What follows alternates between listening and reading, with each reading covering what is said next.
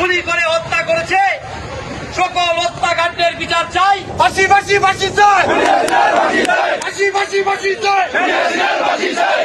ছাত্র জনতার আন্দোলনের মধ্য দিয়ে যদি এই স্বৈরাচারী হাসিনার পতন ঘটাতে পারে, ছাত্র জনতা যাতে আবার আর এই খুনি হাসিনার ফাঁসির দাবিতে মাঠে না নামে, আমি এই অন্তর্বর্তীকালীন সরকারের প্রতি আহ্বান জানাবো, অতি দ্রুত এই স্বৈরাচারী হাসিনাকে দেশে ফিরিয়ে এনে এই হাসিনার ফাঁসির রায় কার্যকর করার জন্য এই উদাত্ত আহ্বান জানাবো। আজকের এই খুনি হাসিনার ফাঁসির দাবিতে বিক্ষোভ মিছিলে যারা অংশগ্রহণ করেছেন সবাইকে আন্তরিকভাবে ধন্যবাদ জানাই।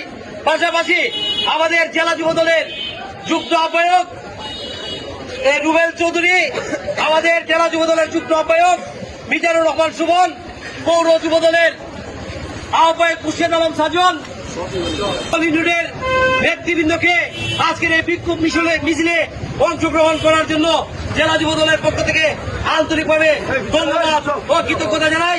পাশাপাশি আজকের এই বিক্ষোভ মিছিল ও পথসভার সভাপতি বক্তব্য রাখার জন্য অনুরোধ জানাচ্ছি বাংলাদেশ জাতীয় দলের যুব দল হবিগঞ্জ জেলা এলাকার সংগ্রামী আহ্বায়ক জনাব জালাল ভাইকে বক্তব্য রাখার জন্য অনুরোধ জানাচ্ছি।